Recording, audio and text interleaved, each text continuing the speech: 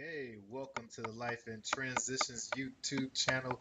This is Courtney Rollins, your host of the State Pro Service. I'm also the founder and operator, just making sure that I am actually live in all the places to be. We are live on Facebook, we're live on Instagram, we're live on the YouTube channel. So check us out at the Life in Transitions Experts YouTube channel or Facebook group. This platform really designed to help people make the probate and estate planning process easier, all while making money and income and wealth through real estate. I am one of my hats I wear is a real estate investor, wholesaler, and one of the ways I find properties at a discount is by uh, looking in the probate space. And quite often, there's property involved in estates when someone passes away. And quite often, the folks who are heirs or responsible for the estate will decide to sell it so they can either pay some of the debt or unlock some of the inheritance. And there are times when folks want to keep the property, and I'm able to help them come up with options and solutions that hopefully work best for them. Now, I'm not an attorney or a financial advisor. I am just sharing my experience as a real estate investor and as a person who cares and likes to do things that give value to folks and allows me to support my dreams and my family as well. Today we're going to pull the veil back. Today I'm actually talking about the things or the checklist or things that I try to do when I'm actually negotiating with sellers. And so, if you are here as a personal representative or executor, and this is the things I try to check for myself when I'm talking to someone like you. If you are someone that was like me, who's wondering, or you're thinking about getting into this, or maybe you're just sharpening your skills in this um, title, or just attracts you for whatever reason, hopefully, this will help reiterate some things or underscore some things that you're already doing really well.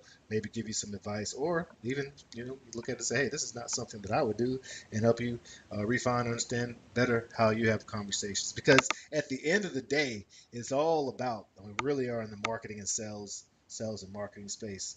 Regardless of how great a product you have or great a service you have, if you can't communicate that with folks, it's not going to come through. Regardless of how awesome these inventions and things are, it doesn't support or help the world unless people are actually invested in that, and that is where sales is so important. So this is, at the end of the day, a sales and marketing place.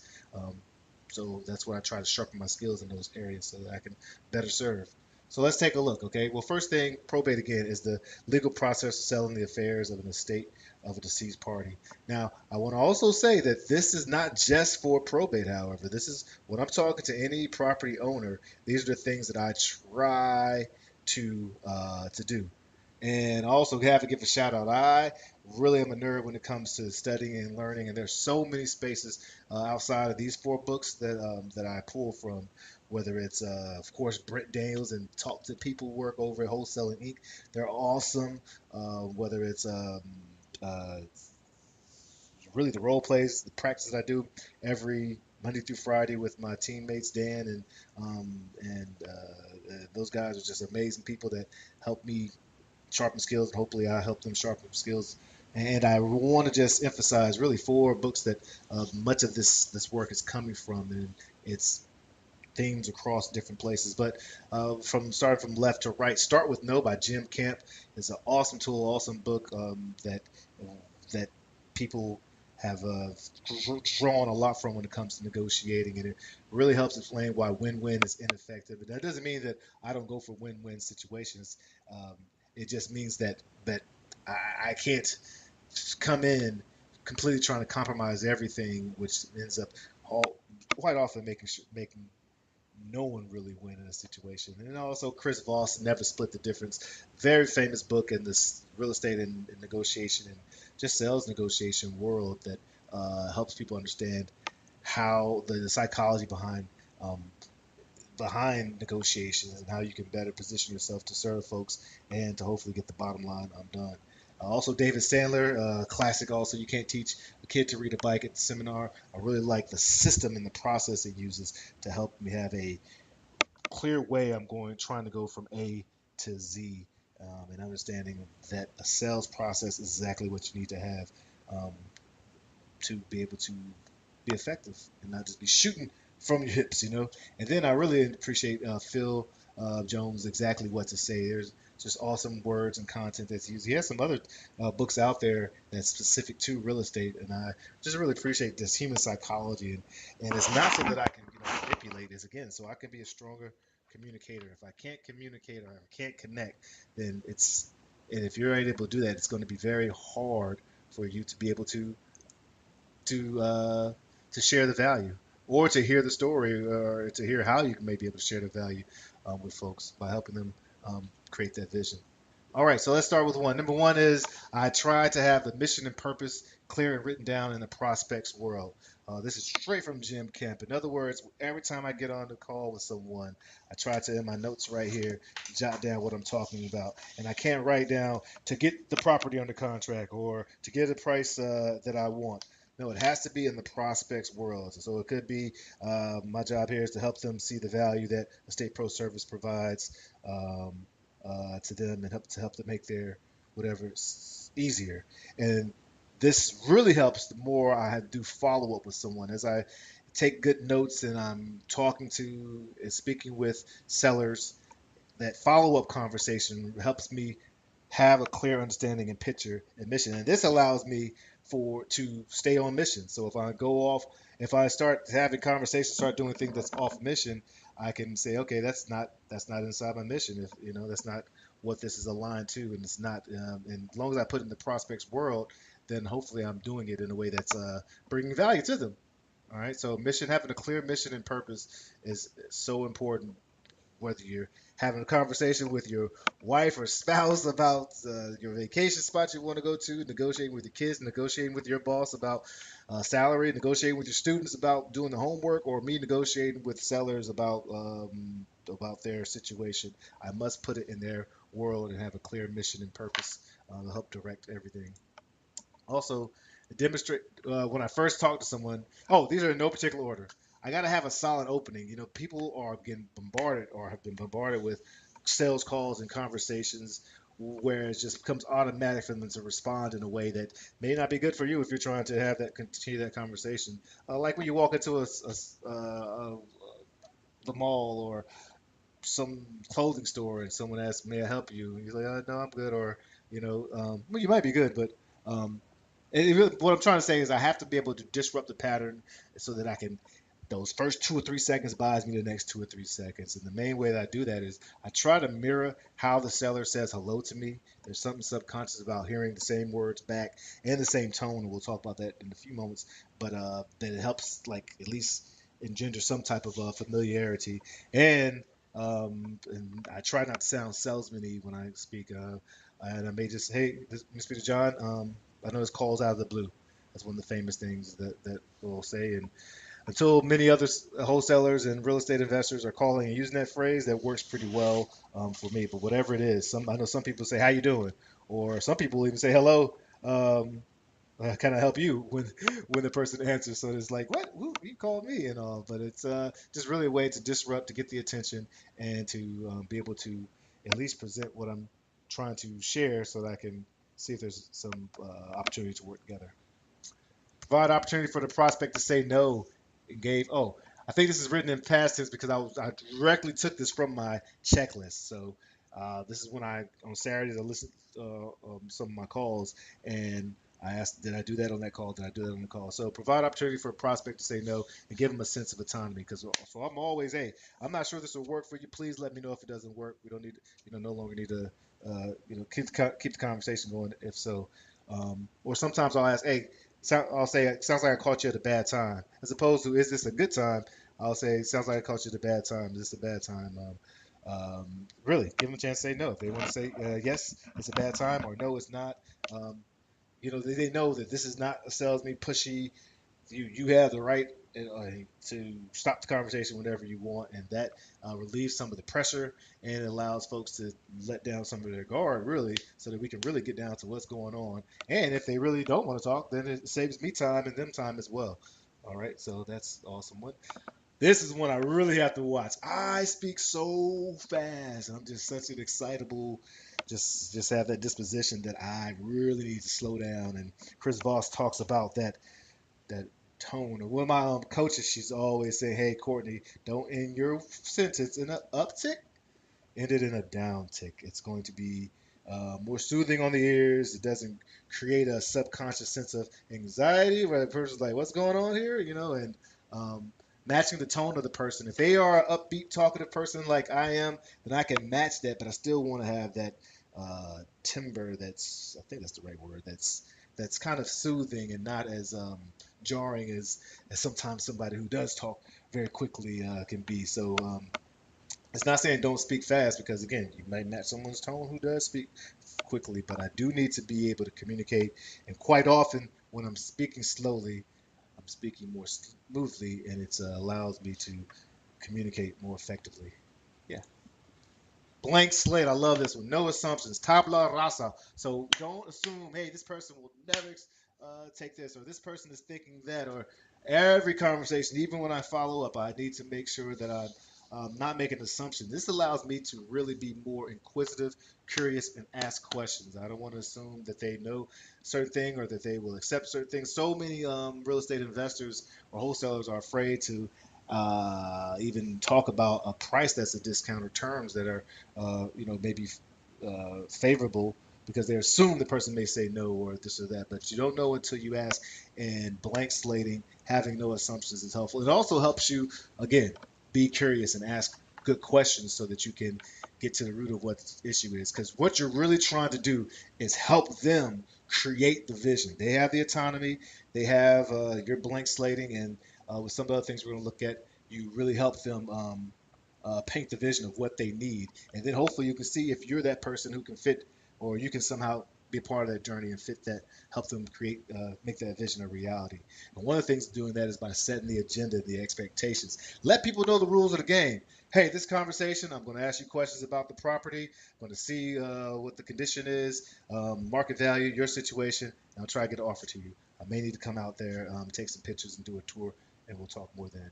Or hey, I'm here just to talk to you about what the attorney said, and we'll talk about 2 3 minutes, and then if you're there. But regardless, people in all aspects really have a better opportunity to be effective if they have a clear understanding what the boundaries, the rules are.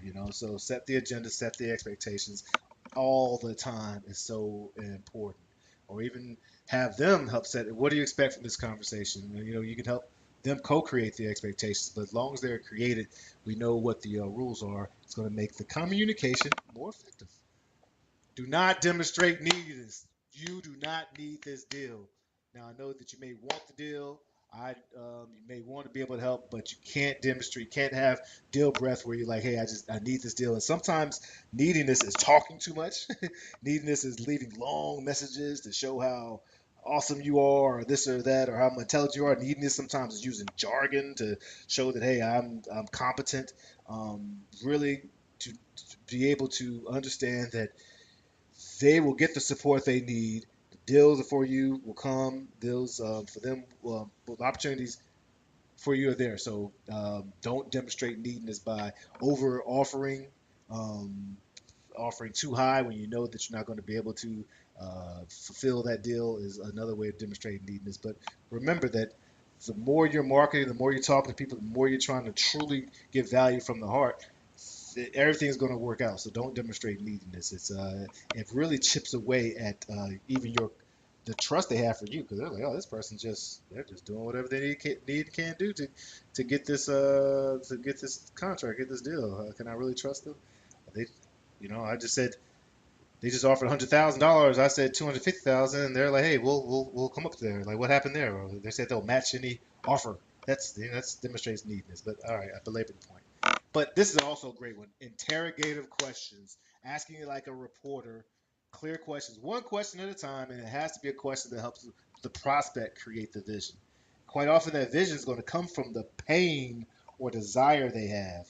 People either move towards desire or move away from pain. Those are like two very big motivators. Some say the only motivators, right? But why, what, who, when. And what's also important about these is that you'll notice that most of these questions are, when they're framed properly, are open-ended, but also not just open-ended, but interrogative. And if they're done in a nice tone, and if they're done in a matching way, and if they're done in a way that's set helps them create the vision, then it'll unveil a lot of information that again allows that vision to be painted on that blank slate, and then allows you to hopefully be a part of that vision or help them turn into a reality. So open-ended interrogative questions are so important in life in general, but particularly when you're helping someone create a vision.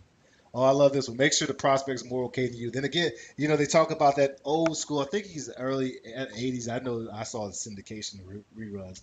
Columbo. He always was like, he looks disheveled right there. He always acted a little bit like he wasn't the most, I don't know, say intelligent, but all put together person. But he always had, one more thing, one more question after he's had a conversation with a particular suspect and they've let down their guard, and then that's where he's able to get that key information that allows him to put together the case. Um, and one of the reasons is because he's so unassuming. And so again, this goes back to not demonstrating neediness. You don't need to be to try to show that you're the smartest person in the space. In fact, you show that humanity, um, then you're it's that helps them connect more. This doesn't mean to be unprofessional. This doesn't mean to be, not demonstrating any competency at all. But it does mean that you don't have to out argue anyone. That's really the most, to me, the terrible thing to do. Arguing with a prospect. No one wins in that situation. Even if you do win, you're not going to engender quite often a sense of good feeling and cooperation. Um, but being able to have some humility and demonstrate humanity is so important for them to be able to connect with you. And the person who needs to feel okay, the most okay, is the prospect always. All right, cool, cool, cool. Pull a strip line sort of similar to that. So in other words, you don't even when you have somebody who's super ready to go, super ready to move with you. Quite often, one of the better things you can do is pull them back a little bit with like, hey, I know you really want this. Someone says they want to sell right now and they're ready to move forward. What can you do? He's like, hey, well, I'm not, instead of sure I can do that, I can buy it, and blah blah blah. You're like, well, let's take a step back. I'm not sure if I'm the actual buyer for you. Well, what's going on here? And since the idea is that you don't want to make people be too high in one space of emotions or positive or negative depending on where you are, sort of like when you're fishing and certain types of fish, when they catch the hook, instead of trying to reel them in too quickly that could snap the line, you actually want to let go a little bit. Sort of like that concept that says a lot when you're like you're chasing a dog, the dog's going to take off, but if you run away, the dog's going to chase after you. And so it's just a way of making sure people feel psychologically um, at ease and not too extreme that allows for more effective, again, communication and more effective decision making. So my job is to really help people make decisions. If I'm asking questions in the proper way, guiding them in the proper way, it's helping them make a decision. Whether the decision is to work with me or not, it's still helping them, again, paint that vision and make a decision. So it goes back to not being too needy as well. That's something I try to check for. I also, all these are me trying to help the prospect verbalize their pain and desires. If they don't know their pain, they don't know their desires, then they don't have a vision. And without a vision, a nation perishes. Without a vision, there's really nothing to move forward. Anything that you usually see something before you actually do that. And I can see myself doing this. I can see myself in this situation. I can see myself working with you. So being able to do that quite often helps them, helping them realize, oh my gosh, this tenant is taking too long, or oh my gosh, this probate is just so frustrating. I'm not sure what to do, and goes to the next one. How this is helping them understand the impact. This is messing with my relationship with my children. This is taking time off work for me. This is really causing pain, and whatever the situation is, helping them understand the impact, making meaning is one of the things I try to do to check for to help the prospect get to a good decision. All right. Oh, set pre-commitments and have a clear next step. This is usually for the very end. Every conversation needs to end with okay. There we always have homework. Either you're gonna when I get off, I'm gonna call my ex-wife, or when I get off, I'm gonna check with my attorney, or when I get off, I'm going to think about it. Whatever it is, hopefully don't. I don't like when they say I'm thinking about it. Hopefully I've set enough. They've set enough vision that they can make a decision, yes or no, or feel comfortable telling me no. But regardless, some pre-commitment, and then let them know, okay, here's the next step. Next step is I have the contract. I'm going to send it over to the closing attorney. They should be giving you a call within the next day or two to get this information for you. Again, it's sort of similar to setting the agenda and expectations, but getting some pre-commitments and next steps helps you guys move forward, and you're already working shoulder to shoulder together, so you all can get this thing done. All right. So if you need any support, or I would love to be a part of your journey and see what's going on, or maybe we could just help each other out and get better at having conversation with folks and being able to, serve. If you want a copy of the checklist that I use, man, I literally have this jotted down. I can feel free to email me, Calendly.com, Estate Pro Service, or Courtney at EstateProService.com. We can hop on the phone and let me show you how I have this set up. Let's see. Will it let me? Stop sharing. And if I present, share screen, I just want to show you that how I have this set up. I think that one will work. Boom, boom, shake, shake the room. Oh, cool, cool, cool. Yeah. Yeah, so I'll put the date, the prospect's name, I'll write the mission and purpose out, and then these are the things I'm checking for that I'm doing. And then if I'm checking on my call, I'll give myself a scale. One, five, I did a great job. One, I need some improvement, and I'll put my notes in there. I'm trying to find a better way to do this. I guess the digital way is awesome, but I wish there was a way I could just not have to erase it every time or copy and paste and do it for each one. Where it's like I don't know the phrase I'm looking for. But regardless, I want to show you that's what I do. And if you want a copy of what I have so you can change it for yourself or whatever, that reach out. Love to like, would love to subscribe. Hope this was helpful for you. This is Courtney Rollins, Life in Transitions Experts, LITE. Let your light shine.